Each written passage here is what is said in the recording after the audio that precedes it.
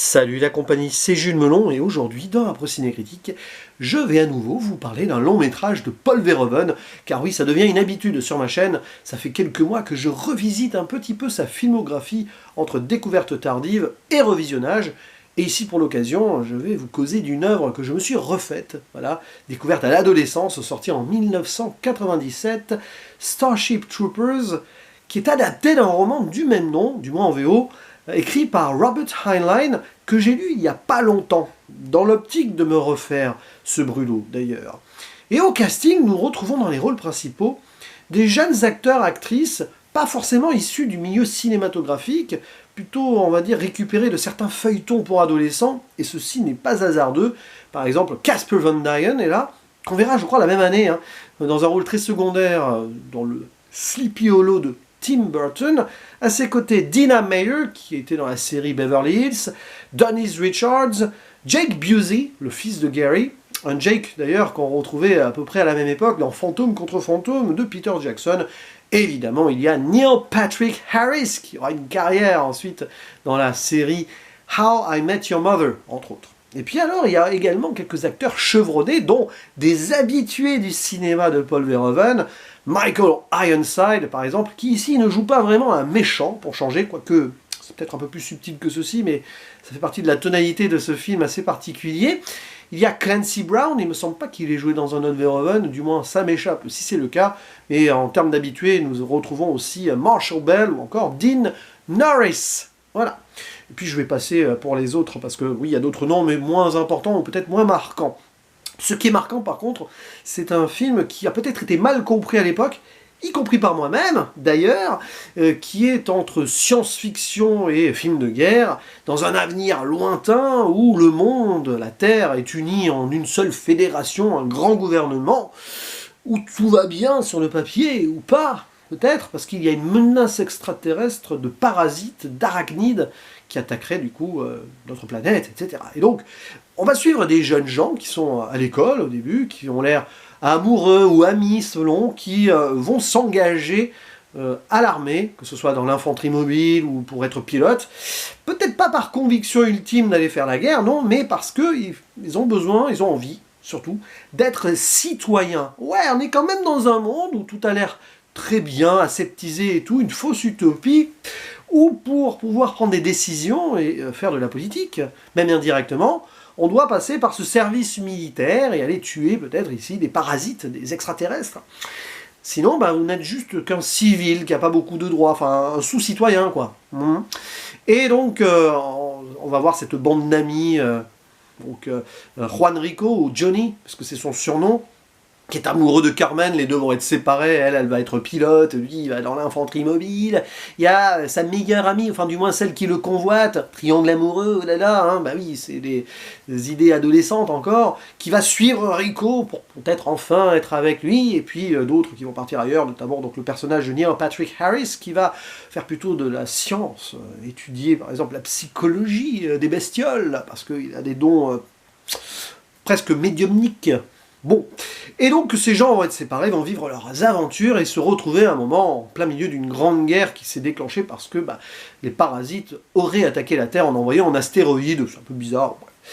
Et donc sur le premier degré, comme ça, de la lecture, on a l'impression de voir un film un petit peu militariste, voire fasciste, il a été considéré comme tel par certaines critiques à l'époque, qui dépeignent donc ces besoins d'interventionnisme ultime, que les Américains parfois apprécient un peu, ça dépend lesquels, mais oui, l'interventionnisme américain est ici un petit peu critiqué dans une forme plus globale, un gouvernement mondial qui se permet d'aller faire un petit tour dans d'autres galaxies pour embêter d'autres bestioles. Oui, je dis cela parce que c'est pas si évident quand même dans ce film que les aliens, enfin les extraterrestres, veuillent vraiment attaquer la Terre. On ne sait pas trop. Et en même temps, on va voir l'évolution, la non-évolution, ça dépend de ces jeunes qui vont gagner des galons, et puis vivre des expériences personnelles, frôler la mort, certains peut-être vivre la mort, et voilà. Alors, quand je l'ai vu à l'époque, parce que j'avais pris cette œuvre comme, on va dire, un métrage bien bourrin, blockbuster à l'américaine, parce que c'est vrai que quand tu découvres ça, je sais pas, moi je vais avoir 17 ans, 18 ans, 17 ans, 18 ans, sur Canal+, tranquille. Je me posais pas la question derrière s'il y avait du cynisme ou une lecture un peu politique qui est indirecte. d'un film adapté quand même d'un roman qui, lui, était peut-être plus premier degré. D'ailleurs, en le lisant il y a quelques semaines, malgré la qualité et l'intensité de l'histoire, il y a des moments où tu grinces des dents en te disant « Ouais, c'est quand même un petit peu... Ouais, faites la guerre, faites l'armée, ça vous apprend des trucs, et à la dure, quoi. » Voilà, sans trop de nuances. Et le film reprend le propos. Voilà, je me souvenais en lisant, tiens, des scènes qui me rappellent quelque chose du film. Et en effet, Paul Verhoeven s'est amusé avec l'œuvre de base, en reprenant des scènes telles quelles, notamment avec le sergent Zim, là, à l'infanterie mobile, qui va être très dur avec ses soldats, fouetter notre héros parce qu'il a fait une bêtise mais compliquée. Voilà, il y a des moments qui sont tels quels. Et l'autre, où c'est beaucoup plus détourné, il y a des moments qui sont complètement changés, notamment le destin des parents du personnage principal, sans en dire plus. Et en fait, Paul Verhoeven, il a pris donc ce matériau de base, et il en a fait un brûlot contre ce côté va-t-en-guerre, et contre le côté potentiellement, attention, si jamais un jour la société peut mal tourner en devenant trop dirigiste, on va dire. Parce que c'est pas évident quand tu le vois la première fois. Quand je l'avais revu il y a peut-être un peu moins d'une dizaine d'années, je voyais le truc, j'étais pas à fond. Là, avec ce troisième visionnage à minima, enfin, non, je l'ai vu plusieurs fois plus jeune après, parce que je l'avais enregistré sur VHS. Mais là, voilà, ce revisionnage récent, je me rends compte vraiment de la richesse d'un film, qui ne va pas être mon Verhoeven préféré. Pas parce que, voilà, c'est parce que une fois que tu sors de là, les acteurs, à un moment je veux bien qu'on joue un peu la parodie, etc. Mais c'est moins marquant, tu vois, qu'un Total Recall ou qu'un Basic Instinct, par exemple, dont je risque de parler bientôt, parce que c'est à date mon Paul Verhoeven préféré, ça peut changer, hein, avec ses découvertes ou revisionnages, mais je garde un souvenir très très intense de Basic Instinct, et pas que pour les raisons que vous imaginez, bande de petits coquins, je vous vois venir. Non, sincèrement, c'est un film qui se vit, qui est très intense, Starship Troopers, mais je suis moins à fond, parce que moi, en film de guerre, je suis plus dans la psychologie et tout, et ici, forcément, elle n'apparaît pas pour nos personnages principaux, même si, juste en caractère détourné pour tirer une sonnette d'alarme, et en fait, Paul Verhoeven s'amuse, notamment avec ses spots télé extraordinaires, qui rappellent un peu ce qu'il avait fait dans Robocop aussi. On voit un petit peu ce cynisme d'un avenir trop parfait qui tourne mal pour certaines personnes. Et là, alors, c'est génial, enfin c'est génial, c'est violent en fait. On voit la dérision, où il y a toujours des jeunes et des enfants même à qui on apprend à tuer des cafards au sol. Cette scène m'a marqué ultimement. Je me suis toujours posé la question si vraiment des petites bêtes avaient été tuées pour les besoins de la scène, ou s'il y a un petit trucage. Bref, voilà, les jeunes qui sont en pamoison devant c'est moins jeunes, mais quand même jeunes, qui partent à la guerre, et puis des moments de combat bien hardcore, avec des moments de censure, là où ça devrait pas être censuré, et des choses qui sont montrées qui sont pas censurées.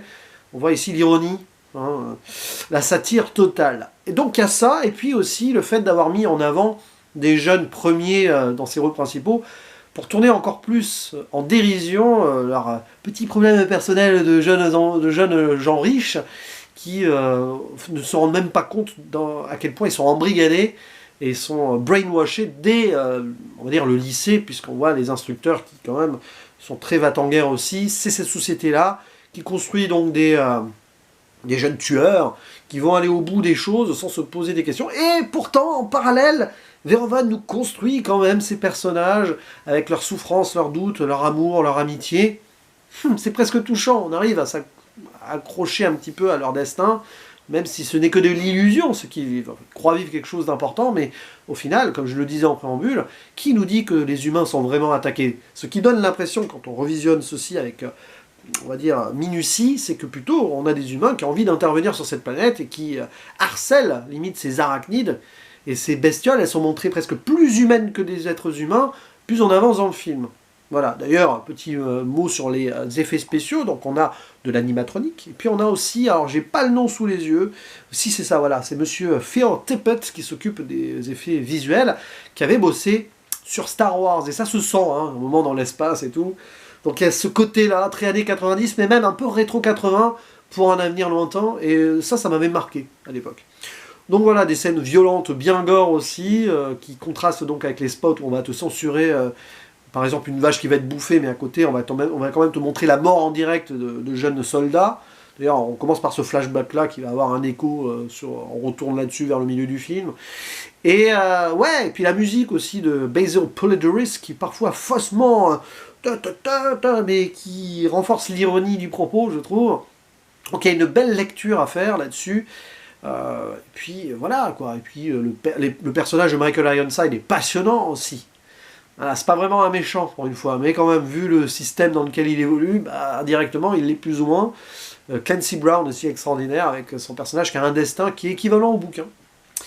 Et voilà, je vais pas aller dans des détails plus approfondis, mais très subtil ce métrage. Même si c'est pas le Verhoeven que je préfère, mais on retrouve le côté dualité hein, de Verhoeven, parce que le personnage principal de Rico, il a beau être, voilà, à un moment, il n'a pas conscience, nous, de ce que l'on peut voir sur une lecture plus profonde, mais c'est intense quand même. Voilà, donc c'est un film à voir, à revoir et à redécouvrir et à analyser. Ça fait partie de ces œuvres à analyser qui ont été mal perçues à sa sortie, mais qui voilà, montrent le grand talent de ce metteur en scène néerlandais, qui a quand même bien marqué Hollywood aussi avant, malheureusement, de s'écrouler. Il faudra que je le voie, ce Hollow Man qui a mis sa carrière américaine entre parenthèses un jour. Ouais, je le verrai un jour, c'est sûr, parce que je ne l'ai toujours pas vu. En attendant, n'hésitez pas à dire en commentaire ce que vous pensez de Starship Troopers, du film, si vous avez lu le bouquin. Est-ce que vous pensez aussi de cette lecture cynique sur le militarisme humain ici, pas qu'américain? Je vous dis à la prochaine, ciao.